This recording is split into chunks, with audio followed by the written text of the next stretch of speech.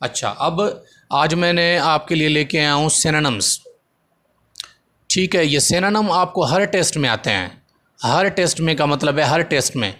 Even आप CSS में चले जाओ, आप पीसीएस में चले जाओ, आपको सिनोनिम यूज़ करने पड़ते हैं। ठीक है, वो किसी भी फॉर्म में आपको दे सकते हैं। रीडिंग कॉम्प्रिहेंशन के तौर पर दे सकते हैं, किसी भी तौर पर वो आपको दे सकते हैं, लेकिन ये बड़े इंपॉर्टेंट है। और 5 to 15 स्केल में इसकी 5 मार्क्स हैं, सिनोनिम की 5 हैं एंटोनिम की। तो ये आप इंपॉर्टेंटली याद करके जाएंगे। अच्छा, तो आज का हमारा सिनोनिम का मतलब होता है सेम मीनिंग वर्ड, जिसकी मीनिंग सेम ही रहे। ठीक है, इसको अदर वर्ड भी कहते हैं। ठीक है। अच्छा, तो पहले मैंने वर्ड लिखे हैं, उसके बाद सिनोनिम यानी इनकी सेम मीनिंग वाले वर्ड लिखे हैं, फिर मैंने लिखा है मीनिंग ऑफ द वर्ड्स। अब ये जो मैंने मीनिंग लिखी है ना, ये मीनिंग लिखी है मैंने इन वर्ड्स की। अब जो मीनिंग इनकी है और ये इनके सिनोनिम है यानी सेम मीनिंग वर्ड हैं या अदर वर्ड्स हैं, तो इन दोनों की मीनिंग क्या रहेगी? सेम ही होगी। सेम मीनिंग वर्ड है ना, तो दोनों की मीनिंग ये सेम ही रहेगी। ये आपकी आसानी के लिए मैंने उर्दू मीनिंग भी लिख दिया ताकि आपको समझ आ जाए। ठीक है, आज का पहला हमारा वर्ड है ब्लेज। अब ब्लेज की माने होती है शोला या आग।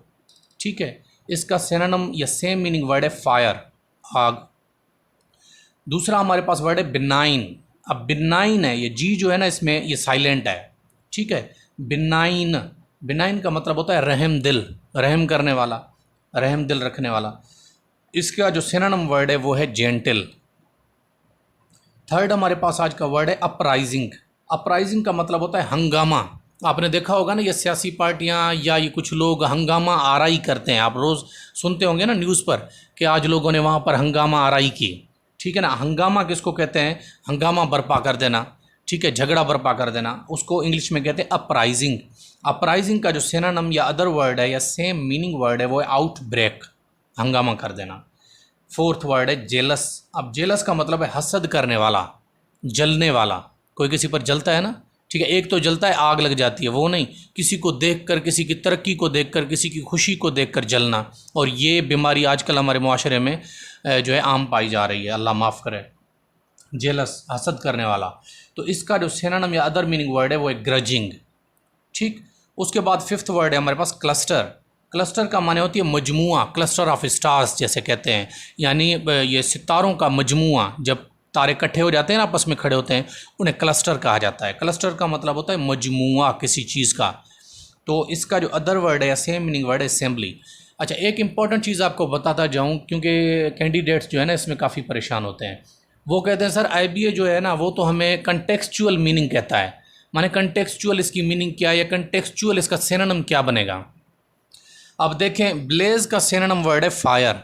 अब ब्लेज का फायर की जगह पानी तो कभी हो नहीं सकता ना सिनोनिम, तो कंटेक्चुअल मीनिंग भी फायर ही तो निकलेगी, और क्या निकलेगी? हॉट निकल सकती है, हीट निकल सकती है, फायर निकल सकती है।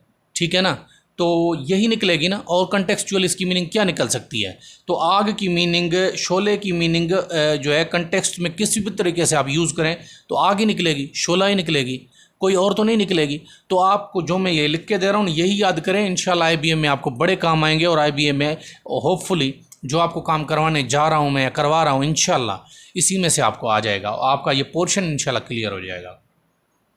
अच्छा, सिक्स्थ वर्ड आज का हमारा है थ्रो। थ्रो की माने होती है फेंकना कोई चीज़। ठीक है, जैसे हम उठा के फेंक देते हैं।